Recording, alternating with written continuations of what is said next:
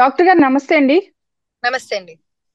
మీరు interventional cardiologist గా ఉన్నారు. ఎన్నో కేసులు చూస్తుంటారు. ఎంతో మంది ప్రాణాలు పోతుంటారు. అయితే డాక్టర్ గారు చూస్తున్నాం ఏంటంటే రాజేంద్ర ప్రసాద్ గారి డాటర్ 38 ఇయర్స్ చాలా చిన్న వయసులోనే కార్డియాక్ అరెస్ట్ తో చనిపోవడం జరిగింది. అంటే జనరల్ గా మీ డాక్టర్స్ అందరు చెప్తారు ఏంటంటే ఆడవారిలో ఈ కార్డియాక్ ఇష్యూస్ అనేవి చాలా తక్కువగా వస్తాయి అని. ఎందుకు డాక్టర్ గారు చిన్న వయసులోనే హార్ట్ అటాక్ అనేది వచ్చింది? అది కూడా ఉమెన్ లో మనం ఎందుకు చూసాం ఇక్కడ?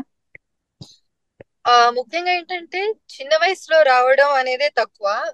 ఫీమేల్స్ లో especially perimenopausal and menopausal age group, అంటే మన ఇండియన్స్ కి జనరల్ గా ఈ మధ్యన 45 ఇయర్స్ కి, మోస్ట్లీ 45 ఇయర్స్ కి మెనోపాజ్ దాటాక హార్ట్ అటాక్ వచ్చే ఛాన్సెస్ ఎక్కువ ఉంటాయి. ఎందుకంటే ఉమ్, హార్మోన్ లెవెల్స్ తగ్గాక మన బ్లడ్ క్లాటింగ్ టెండెన్సీ పెరుగుతుంది.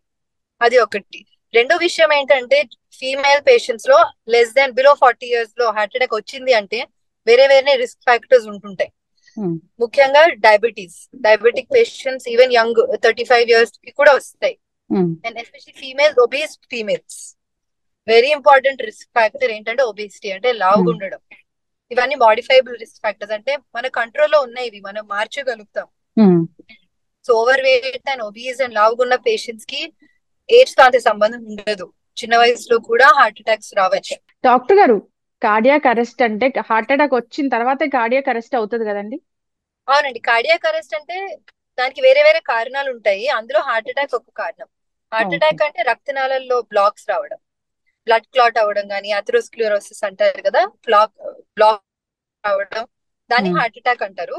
దానికి అల్టిమేట్ గా అయ్యేది కార్డియాక్ అరెస్ట్. మస్ ప్రాబ్లమ్ వల్ల, హార్ట్ రేట్ ఇర్రెగ్యులారిటీస్ వల్ల, అండ్ అంటే పొటాషియం ఇర్రెగ్యులారిటీస్ వల్ల కూడా బాడీలో, అవన్నీ కారణాలు అనమాట కార్డియాక్ అరెస్ట్ అవడానికి. కార్డియాక్ అరెస్ట్ అంటే heart functioning has stopped temporary okay. Temporary or permanently if not treated. So heart ఓ అటాక్ అంటే రక్తనాళాల బ్లాక్ వల్ల అవ్వడం. ఓకే. కార్డియాక్ అరెస్ట్ అయితే ఇంకా డెత్తేనా డాక్టర్ గారు అయితే? అంటే ఒకవేళ టైం కి ఇంటర్వెన్షన్ చేయగలిగినప్పుడు, ఆర్ సిపిఆర్ అంటారు కదా, um, cardio pulmonary resuscitation, timely CPR చేయగలిగిన, ఉమ్, టైమ్లీ అవసరం పడుతుంది. ఒకవేళ హార్ట్ రేట్ ఎక్కువ ఉందంటే, అంటే గుండె వేగం పెరిగిందంటే షాక్ ఇవ్వడం. ఉమ్.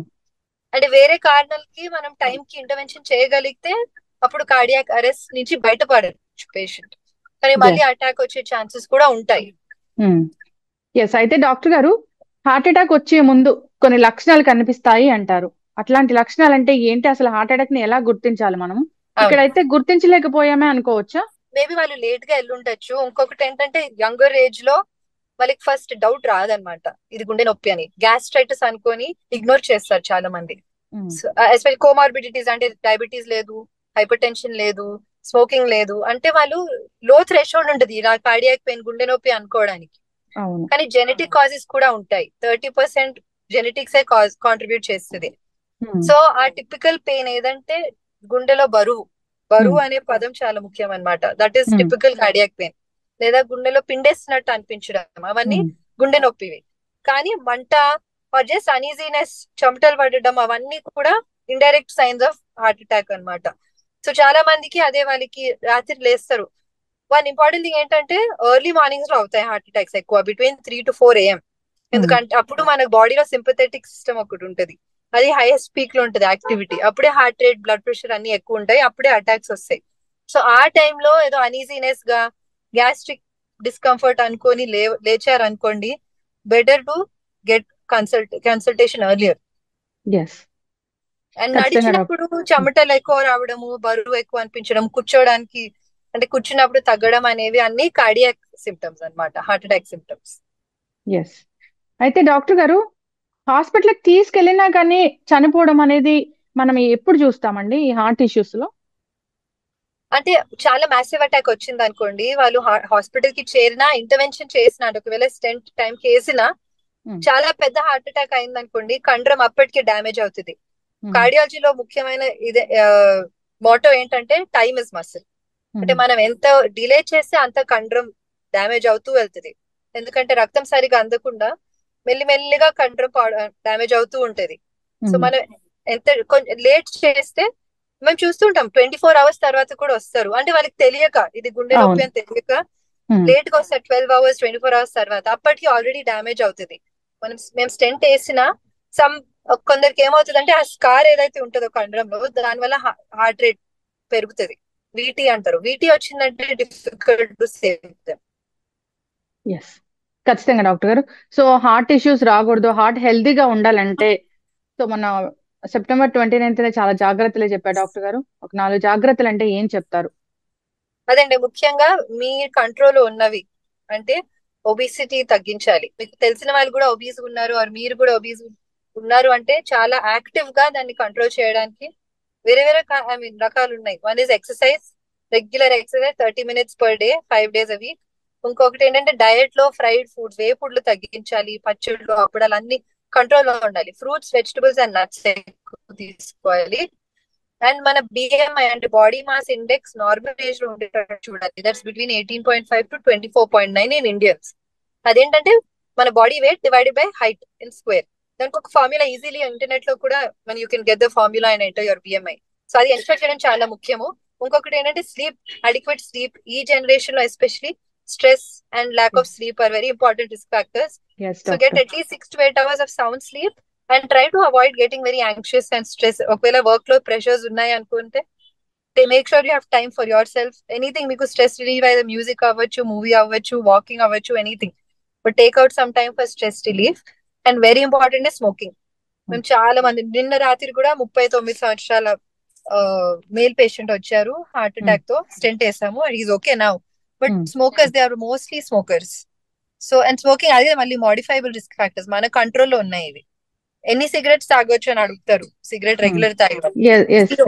The answer is zero. There is no permissible limit of smoking.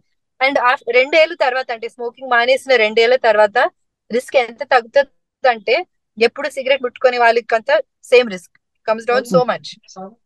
To stop smoking. And BP, sugar, cholesterol ఉన్న పేషెంట్స్ రెగ్యులర్ చెకప్స్ లో ఉండి, రెగ్యులర్ గా డాక్టర్ తో టచ్ లో ఉండి అవన్నీ కంట్రోల్ లో పెట్టుకుంటే heart is going to be fine. Doctor గారు, కోవిడ్ వచ్చి తగ్గిన వాళ్ళు, చాలా సివియర్ గా కోవిడ్ వచ్చి తగ్గిన వాళ్ళలో ఈ రిస్క్ అనేది ఎక్కువగా ఉంటుంది అనేది ఒకటి వినిపిస్తూ ఉంది.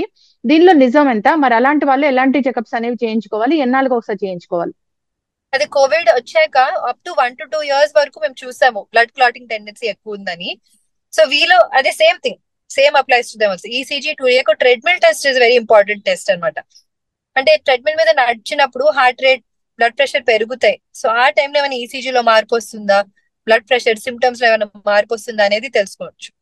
And apart from that cholesterol, sugars, blood pressure మళ్ళీ మళ్ళీ అవే అంటున్నాము, but they are the most important things to be check for heart health. So once in 2 to 3 years, 2 years is good enough. Yes, ఖచ్చితంగా doctor గారు చాలా చక్కగా చెప్పారండి. కొంచెం డిస్కంఫర్ట్ ఫీల్ అవుతున్నా ఖచ్చితంగా డాక్టర్ దగ్గరికి వెళ్ళాలని కోరుకుందాం డాక్టర్ గారు. సో అక్కడికి వెళ్తే అది గ్యాస్ నొప్పి, హార్ట్ పెయిన్ అనేది వాళ్ళు నిర్ధారణ చేస్తారు. సో ఇలాంటివి జరగకుండా ఉంటాయి. ఖచ్చితంగా టెస్ట్లు అనేవి చేయించుకోవాలి. సో రిస్క్ ఫ్యాక్టర్స్ అనేవి లేకుండా చూసుకునే విధంగా మన లైఫ్ స్టైల్ అనేది డిజైన్ చేసుకోవాలని కోరుకుందాం డాక్టర్ గారు. డాక్టర్ గారు నమస్తే అండి. నమస్తే డాక్టర్ గారు, చాలా విషాదకరమైన సంఘటన, చాలా బాధ అనిపిస్తూ ఉంది. ప్రముఖ నటులు డాక్టర్ రాజేంద్ర ప్రసాద్ గారి డాటర్ 38 ఏళ్ల వయసులోనే కార్డియాక్ అరెస్ట్ తో చనిపోయారు. అంటే జనరల్ గా చెప్తారు ఏంటంటే, మీరే చాలా ఇంటర్వ్యూస్ లో నాకు చెప్పారు, ఉమెన్ లో హార్ట్ అటాక్ అనేది చాలా తక్కువగా వస్తుంది. సో చనిపోయేంత వరకు కూడా వెళ్ళరు అనేది మాకున్న సమాచారం. ఎందుకు డాక్టర్ గారు కార్డియాక్ అరెస్ట్ అనేది జరిగింది చిన్న వయసులోనే? సో చనిపోవడం వరకు ఎందుకు వెళ్ళింది? అంటే 2 విషయాలు. ఫస్ట్ ఏంటంటే తక్కువ వయసులో హార్ట్ ప్రాబ్లమ్స్ రావడం అనేది ఆడవాళ్ళలో చాలా తక్కువ. అది మనం ముందు కూడా అనుకున్నాం, అది చాలా ఇంపార్టెంట్. ఎందుకంటే వాళ్ళకి 2 రకాలుగా ప్రొటెక్షన్ ఉంటుంది. ఒకటి వాళ్ళ హార్మోన్స్ వల్ల కొంతవరకు ప్రొటెక్షన్ ఉంటుంది. రెండోది ఏంటంటే మనకి తక్కువ వయసులో హార్ట్ అటాక్ రావడానికి, అంటే 40 ఏళ్ల లోపల హార్ట్ అటాక్ రావడానికి ఈవెన్ మగవాళ్ళలో కూడా 90% స్మోకర్స్లోనే వస్తుంది. 90%. సో లేడీస్ అసలు స్మోకింగ్ అనేది చాలా తక్కువ కాబట్టి మనకి తక్కువ వయసులో వాళ్ళకి హార్మోనల్ ప్రొటెక్షన్ ఉంటుంది, స్మోకింగ్ ఉంటుంది కాబట్టి వాళ్ళకి చాలా వరకు హార్ట్ అటాక్స్ చాలా తక్కువగా ఉంటాయి. అయితే అట్ ది సేమ్ టైం అలా ఉన్నప్పుడే మనకి హార్ట్ అటాక్స్ వాళ్ళలో తక్కువ వస్తాయి కాబట్టి వాళ్ళలో నిర్ధారణ అనేది చాలా కష్టమైపోతుంది. ఇక్కడ హార్ట్ అటాక్ రావటం వాళ్ళని తక్కువ వయసులో రావడం అనేది చాలా రేర్ కాబట్టి హార్ట్ అటాక్ రావడం అనేది నిర్ధారించడం చాలా కష్టమైంది. ఫర్ ఎగ్జాంపుల్ ఇప్పుడు ఒక 5 ఏళ్ల అబ్బాయి ఉన్నాడు, ఆ అబ్బాయికి హార్ట్ అటాక్ వచ్చింది అనుకోండి, మనం అసలు గుర్తించగలుగుతామా? గుర్తించలేం కదా, ఎందుకంటే మనకు ఆలోచన పోదు. అదేవిధంగా 35-38 ఏళ్ల వయసులో ఉన్న లేడీకి మీకు బ్రెయిన్ వచ్చినప్పటికీ కూడా హార్ట్ అటాక్ అని గుర్తించడం అనేది డిలే అవుతుంది. అది మాత్రమే కాకుండా ఈ యంగ్ లేడీస్ ఎవరైతే ఉన్నారో వాళ్ళలో హార్ట్ అటాక్ వచ్చినప్పుడు లక్షణాలు కొద్దిగా భిన్నంగా ఉంటాయి. ఉమ్, అంటే కొద్దిగా గ్యాస్ వచ్చినట్టుగా కానివ్వండి, జస్ట్ కేవలం వీక్నెస్ అనిపించడం కానివ్వండి, జస్ట్ చెమట పట్టడం కానివ్వండి, అట్లా కొద్దిగా విభిన్న లక్షణాలతో ఉంటాయి. నార్మల్ గా ఛాతీ మధ్య భాగంలో విపరీతంగా పెయిన్ వచ్చి చెమటలు పట్టేసి ఎడం చేయి లాగి గొంతు లాగి ఇమ్మీడియట్ గా నాకు హార్ట్ ప్రాబ్లం ఉంది, నన్ను డాక్టర్ దగ్గర తీసుకెళ్ళండి అనే పరిస్థితి ఉండదు. ఉమ్, చాలా మంది ఇట్లా యంగ్ లేడీస్ మనకి హార్ట్ అటాక్ సిమ్టమ్స్ వచ్చినప్పుడు అవి హార్ట్ అటాక్ అని తెలియక గ్యాస్ట్రాంట్రాలజిస్ట్ దగ్గరికి కానీ ఫిజిషియన్ కానీ వెళ్ళటం జరుగుతుంది. వాళ్ళు కూడా హార్ట్ అటాక్ ని సస్పెక్ట్ చేయరు. ఇప్పుడు ఈ ఏజ్ లో ఈవిడికి ఎందుకు రావాలా అని చెప్పి వాళ్ళు వేరే రకంగా ఆలోచించి కొద్దిగా మిగతా పరీక్షలు చేసుకోవడానికి ప్రాధాన్యత ఇస్తారు. అది చేసుకొని చివరికి ఆ పెయిన్ విపరీతంగా అయిపోయి తగ్గని పరిస్థితుల్లో అప్పుడు మనకి హార్ట్ ప్రాబ్లం గుర్తొస్తుంది. అందుకనే తక్కువ వయసులో హార్ట్ అటాక్ వచ్చిన లేడీస్ లో హార్ట్ అటాక్ యొక్క మరణాల సంఖ్య ఎక్కువగా ఉంది. అదే మెయిన్ కారణం. ఉమ్. ఇప్పుడు హార్ట్ అటాక్ వచ్చాక కార్డియాక్ అరెస్ట్ అవుతుందా డాక్టర్ గారు? అంటే కార్డియాక్ అరెస్ట్ రావడానికి ఒక ప్రధానమైన కారణం హార్ట్ అటాక్. హార్ట్ అటాక్ వచ్చిన వాళ్ళలోనే కార్డియాక్ అరెస్ట్లు వస్తాయి ఎక్కువ మెజారిటీ. కొంతమందికి హార్ట్ అటాక్ రాకుండా కూడా కార్డియాక్ అరెస్ట్లు రావచ్చు. ఉమ్, దానికి విభిన్నమైన కారణాలు ఉంటాయి. అంటే మనకి ఆ, కొన్ని ఛానలోపతీస్ అని ఉంటాయి. ఏఆర్విడి అని కానివ్వండి, సిపివిటి అని కానివ్వండి, హెచ్ఓసిఎం అని కానివ్వండి, long QT short QT syndromes అని కానివ్వండి, బ్రుగాడా సిండ్రోమ్ అని కానివ్వండి, ఇలా కొన్ని జబ్బులు ఉంటాయి. అవి ఎక్కువగా తెలియదు ప్రజలకి, రేర్గా వచ్చాయి. ఓన్లీ కార్డియాలజిస్టులు మాత్రమే చూస్తుంటారు. ఇలా జబ్బులు ఉన్నప్పుడు వాళ్ళకి హార్ట్ అటాక్ రాకుండా కూడా కార్డియాక్ అరెస్ట్ అయ్యే అవకాశం ఉంది. ఉమ్, కానీ అది కామన్ కాదు అనే విషయం గుర్తుపెట్టుకోవాలి. కామన్ కారణం అయితే హార్ట్ అటాక్. హార్ట్ అటాక్ వచ్చిన తర్వాత యూజువల్ గా మొదటి క్షణాల్లోనే మనకి కార్డియాక్ అరెస్ట్ వచ్చేదానికి అవకాశం ఉంటుంది. కొంతమందికి మొదటి క్షణాల్లో రాకపోయినా కూడా కొంచెం టైం పట్టిన తర్వాత కూడా కార్డియాక్ అరెస్ట్ రావచ్చు. లేడీస్ లో, యంగ్ లేడీస్ లో కార్డియాక్ అరెస్ట్లు ఎందుకు కామన్ గా ఉంటాయంటే ఇప్పుడు బాగా పెద్ద ఏజ్ లో ఉన్న వాళ్ళకైతే ఒక రక్తనాళం నుంచి ఇంకొక రక్తనాళానికి కమ్యూనికేషన్ ఉంటుంది. అది కొల్లేటరల్ అంటే ఒక న్యాచురల్ బైపాస్ లాగా డెవలప్ అవుతూ ఉంటాయి స్లోగా వయసు పెరిగే కొద్దీ. ఇది యంగ్ పీపుల్లో, ఎస్పెషల్లీ యంగ్ లేడీస్ లో ఇలా కొల్లేటరల్స్ ఉండవు. ఉమ్. అందుకోసం అని చెప్పి వాళ్ళకి వచ్చిన అటాక్ బాగా తీవ్రంగా వచ్చే అవకాశం ఉంది. ఓకే. అయితే డాక్టర్ గారు, జనరల్ గా చెకప్లు చేయించుకుంటూనే ఉంటాము. సో యాన్యువల్ చెకప్స్ అలాగా. అట్లా చేయించుకున్నప్పుడు ఏమి తెలియదా అండి? ఇలాంటి హార్ట్ ఇష్యూస్ ఉన్నట్లు కానీ విమెన్ లో అట్లా ఏం తెలియదా? తెలుస్తుందండి, మనం పరీక్షలు చేసుకున్నప్పుడు తెలుస్తుంది. అయితే రెండు మూడు ప్రాబ్లమ్స్ ఉన్నాయి. మామూలుగా చేసుకునే పరీక్షల్లో యంగ్ లేడీస్ కి ఉండే పరీక్షల్లో టిఎంటి ఇంక్లూడ్ చేయరు. మీరు ఉమ్, ఈసీజీ ఎకో అనేవి హార్ట్ అటాక్ రావడానికి ఒక అరగంట ముందు కూడా నార్మల్ గా ఉంది. తెలిసేది ట్రెడ్మిల్ టెస్ట్ లో. ఆ ఉమ్, ట్రెడ్మిల్ టెస్ట్ మనం యూజువల్ గా తక్కువ వయసులో ఉండే వాళ్ళకి చేయరు, కార్డియాలజిస్టులు చేస్తారు. మామూలుగా జనరల్ చెకప్కి పోయినప్పుడు వీళ్ళకి ఏముంటది హార్ట్ ప్రాబ్లం అన్నట్టుగా ఆ పరీక్షలు చేయరు. అది ఒక ముఖ్య కారణం. రెండోది ఏంటంటే రిస్క్ ఫ్యాక్టర్స్, లేడీస్ లో ఉన్న రిస్క్ ఫ్యాక్టర్స్ ఇంకా ఎక్కువ ఎఫెక్ట్ చేస్తాయి. ఫర్ ఎగ్జాంపుల్ వెస్ట్రన్ స్టడీలో తెలిసింది ఏంటంటే లేడీస్ కనుక ఎంగేజ్ లో స్మోకింగ్ చేస్తే వాళ్ళకి వచ్చే రిస్క్ జెంట్స్ కన్నా చాలా ఎక్కువ. జెంట్స్ స్మోకింగ్ చేస్తే 3 రెట్లు హార్ట్ అటాక్ పెరిగితే లేడీస్ స్మోకింగ్ చేస్తే 7 రెట్లు హార్ట్ అటాక్ పెరుగుతుంది.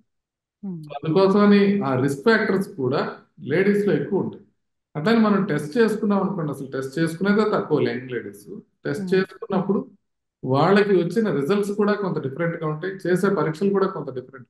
అందుకనే ఇది మరుగున పడే అవకాశం ఉంది. కాకపోతే రిస్క్ ఫ్యాక్టర్స్ ఉన్న లేడీస్, అంటే ఫర్ ఎగ్జాంపుల్ బరువు ఎక్కువ ఉన్నవాళ్ళు కానివ్వండి, షుగర్ ఉన్నవాళ్ళు కానివ్వండి, బీపీ ఉన్నవాళ్ళు కానివ్వండి, ఇట్లా ఫ్యామిలీ హిస్టరీ ఉన్నవాళ్ళు కానివ్వండి, ఇట్లా రిస్క్ ఎక్కువ ఉన్న లేడీస్ ని జెంట్స్ తో సమానంగానే చూడాల్సిన అవసరం ఉంది.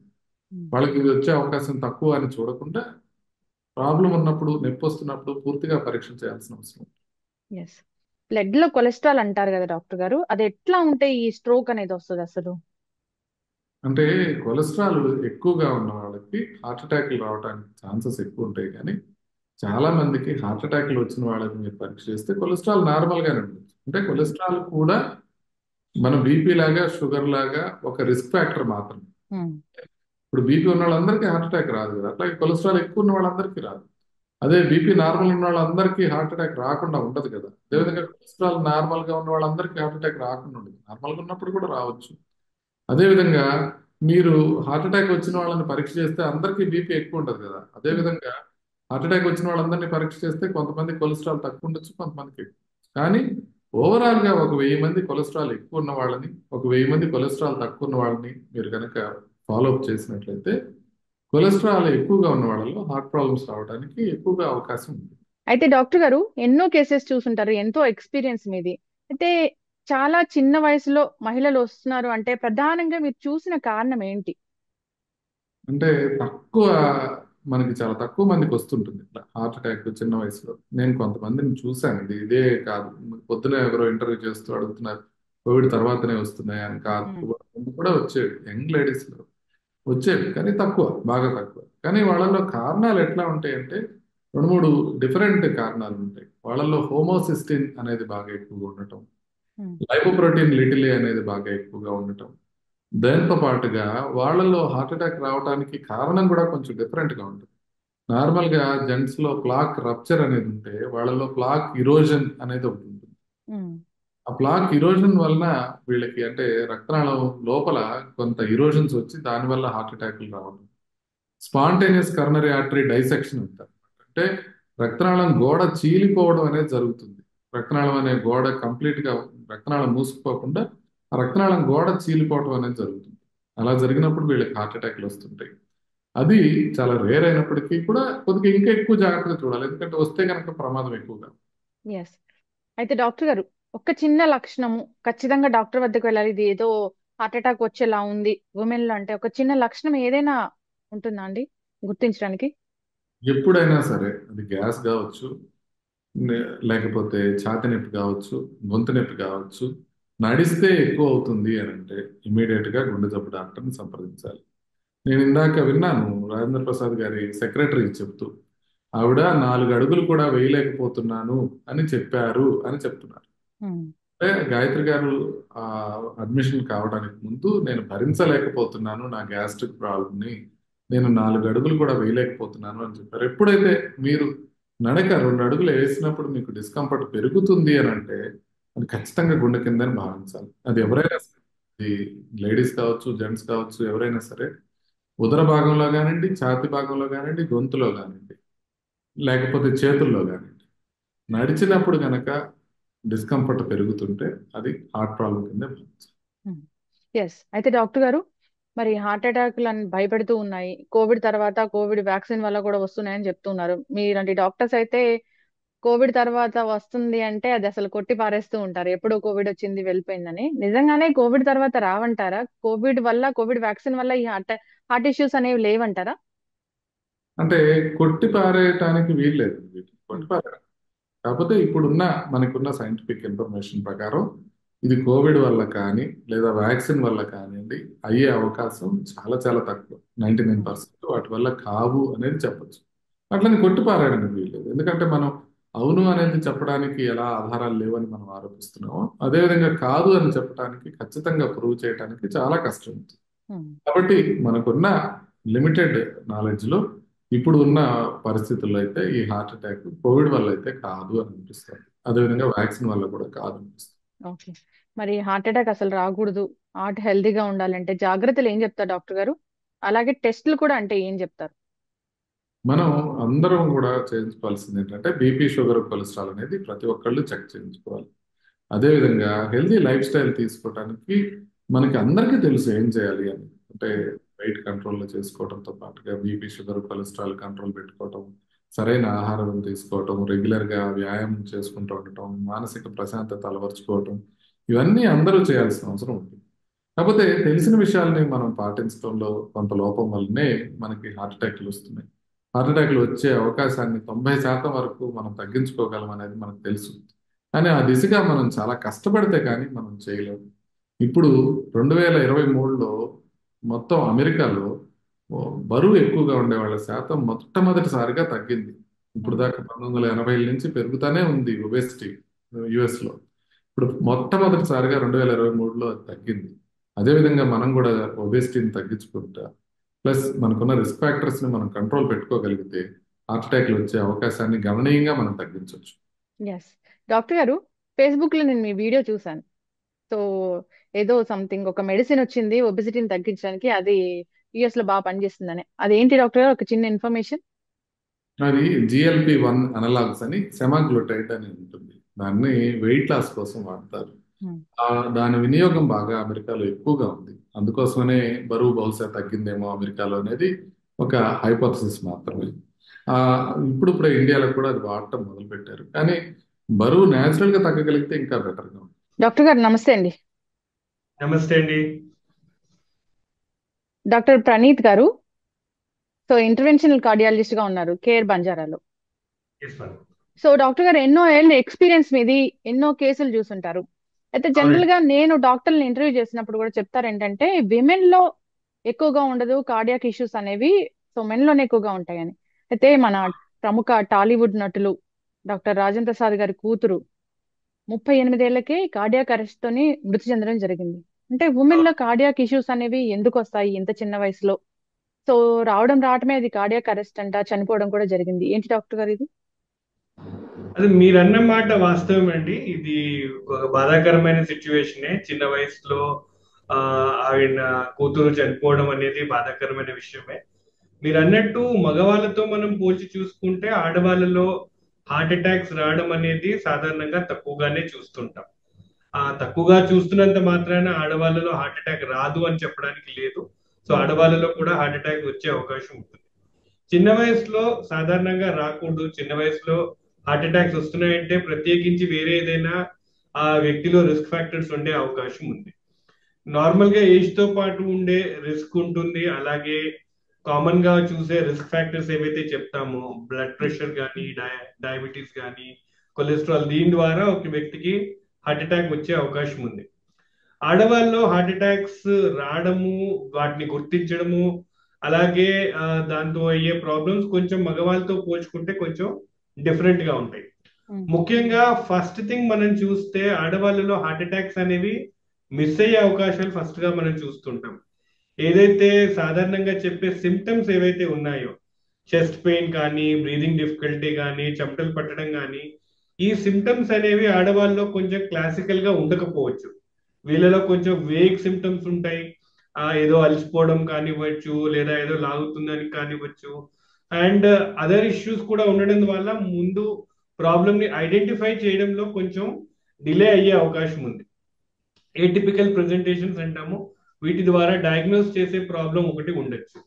అండ్ ఇన్ జనరల్ గా కూడా కొంతమందిలో నెగ్లెక్ట్ కొంచెం చూస్తూ ఉంటాము. ఆడవాళ్ళు సాధారణంగా ముందుకు రారు ప్రాబ్లమ్స్ ని బయట పెట్టడానికి, లేదా చెప్పినా వాటిని అంత సీరియస్ గా తీసుకోకుండా కొట్టిపడేయడం ద్వారా కూడా కొంచెం డిలే ఇన్ డయాగ్నోసిస్ అయ్యే అవకాశం ఉంది. సెకండ్ థింగ్, ఒకసారి హార్ట్ అటాక్ వచ్చినప్పుడు ఆ మగవాళ్ళలో తో పోల్చుకుంటే ఆడవాళ్ళలో సీరియస్ అయ్యే అవకాశాలు కూడా ఎక్కువ ఉన్నాయి. అంటే కాంప్లికేట్ అవడం కానివ్వండి, అలాగే చనిపోయే ప్రమాదం కూడా మగవాళ్ళతో పోల్చుకుంటే ఆడవాళ్ళలో కొంచెం ఎక్కువగా రిస్క్ ఉంది. సో అందుకే ఆడవాళ్ళలో హై ఇండెక్స్ ఆఫ్ సస్పిషన్ పెట్టమని చెప్తాము, అండ్ వాళ్ళలో ఈక్వల్లీ అగ్రెసివ్ గా ట్రీట్ చేయమని కూడా మనం ఫాలో అవుతూ ఉంటాం.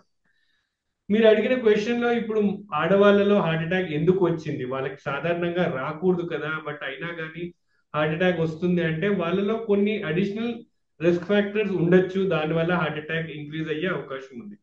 ఆడవాళ్ళలో ప్రత్యేకించి ఉండే కామన్ థింగ్ మనం మగవాళ్ళతో డిఫరెంట్ గా చూస్తే వీళ్ళలో ఉండే హార్మోన్ రిలేటెడ్ ఇష్యూస్.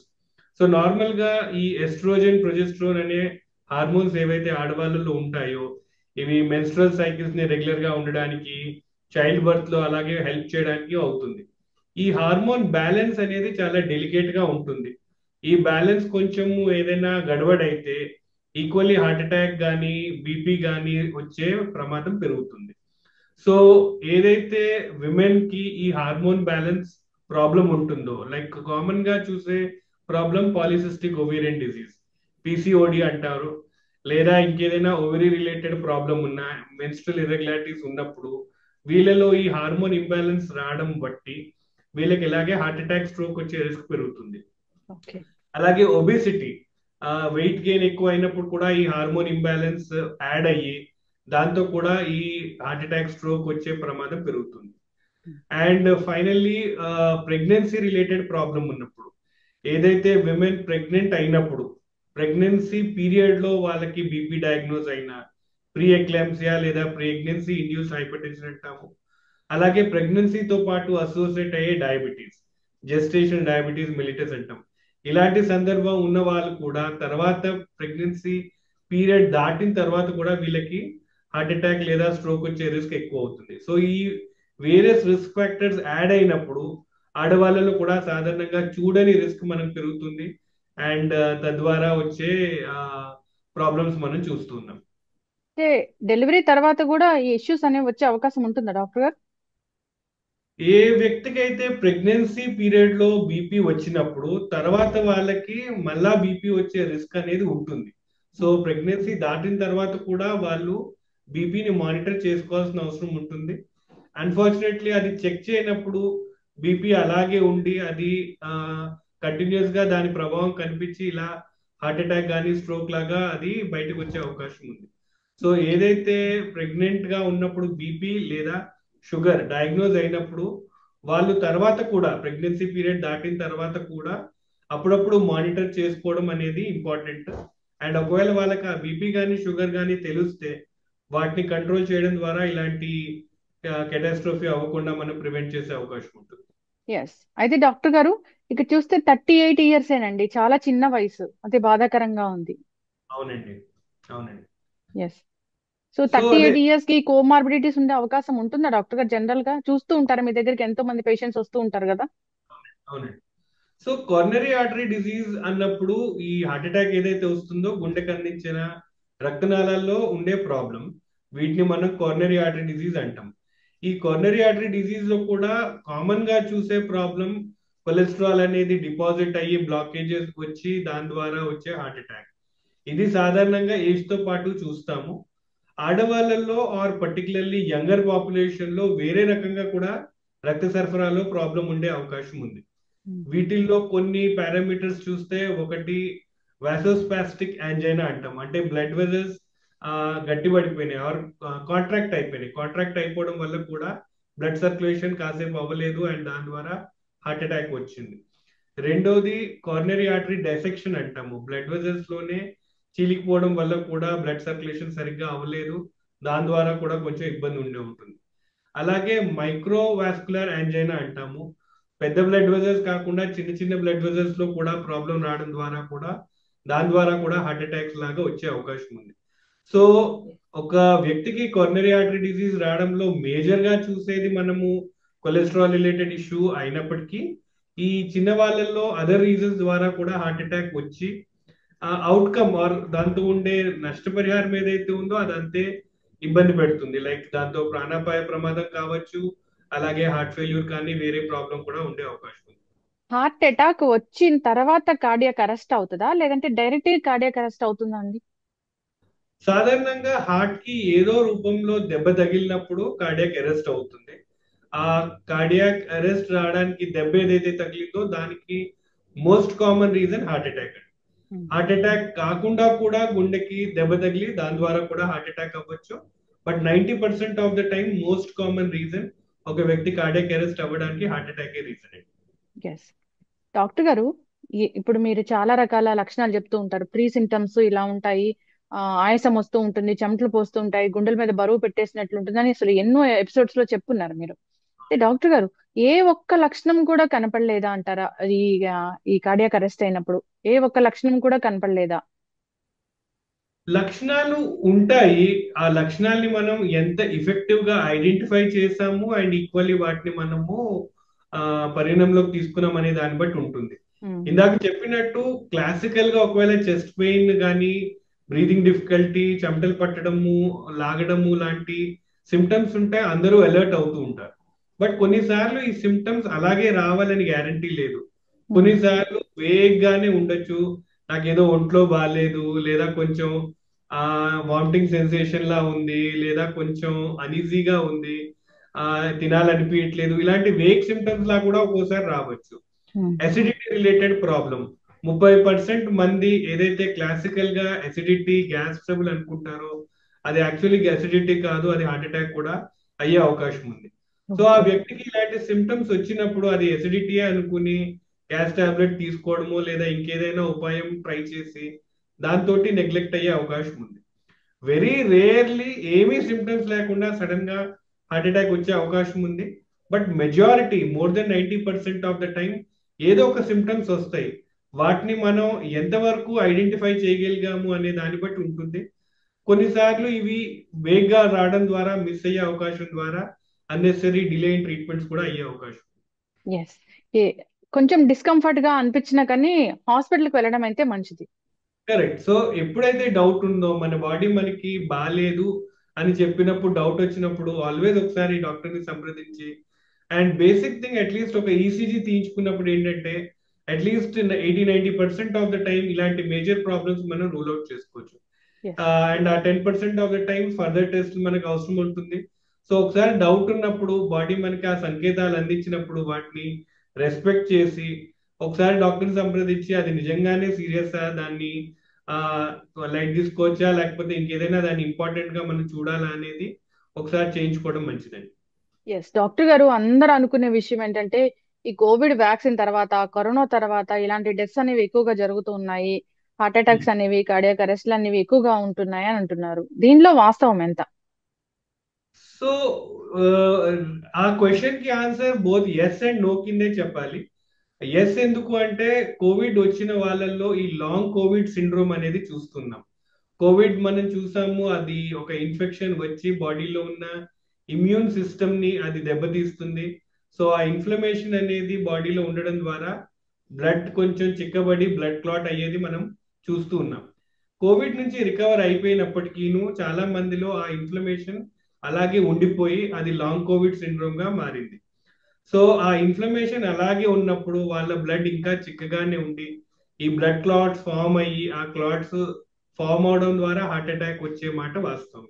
ఎస్. అయితే అందరికీ ఆ లాంగ్ కోవిడ్ సిండ్రోమ్ ఉండే అవకాశం ఉందా అంటే దాన్ని ప్రత్యేకించి మనం పరీక్షలు చేసుకుంటే గానీ తెలియదు. అయితే కోవిడ్ వచ్చి కూడా ఇప్పుడు 3 ఏళ్ళు దాటింది. చాలా మంది కోవిడ్ నుంచి రికవర్ అయ్యారు అండ్ దాని నుంచి కంప్లీట్ గా రికవర్ అయిపోయారు. So long Covid syndrome theoretically ఉన్నప్పటికీ ప్రాక్టికల్లీ నాన్ ఎగ్జిస్టెంట్ గానే చెప్పాలి.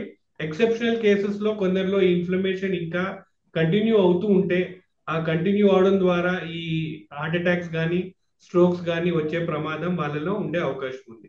ఎస్. వ్యాక్సిన్ తీసుకున్న వాళ్ళలో ఈ ఇన్ఫ్లమేషన్ ని తగ్గే అవకాశం ఉంది. సో వ్యాక్సిన్ తీసుకోవడం ద్వారా మన ఇన్ఫెక్షన్ ని అరిగట్టాము, అలాగే ఈ లాంగ్ కోవిడ్ ఉంచే ప్రాబ్లమ్ ని కూడా మనం రెక్టిఫై చేసాము. థ్యాంక్ఫుల్లీ చాలా మంది వ్యాక్సిన్స్ తీసుకున్నారు. ఆ వ్యాక్సిన్ తీసుకున్నప్పుడు కూడా దాంతో ఈ లాంగ్ కోవిడ్ సిండ్రోమ్ వచ్చే ప్రాబ్లం నుంచి కూడా బయటపడే అవకాశం ఉంది. So practically long Covid syndrome తో బాధపడే వాళ్ళ సంఖ్య చాలా తక్కువగానే ఉంది. బట్ థియరిటికల్లీ కొన్ని ఎక్సెప్షనల్ కేసెస్ లో ఇంకా ఈ ప్రాబ్లం ఉండే అవకాశం ఉంది. ఎస్. అయితే డాక్టర్ గారు, హార్ట్ అటాక్ రాకూడదు, గుండె ఆరోగ్యంగా ఉండాలి, పదిలంగా ఉండాలంటే ఒక 4 జాగ్రత్తలు అంటే ఏం చెప్తారు? ముఖ్యంగా మనకి హార్ట్ అటాక్ వచ్చే రిస్క్ ఎంతగా ఉంది అనేది తెలుసుకోవడం అనేది ఇంపార్టెంట్.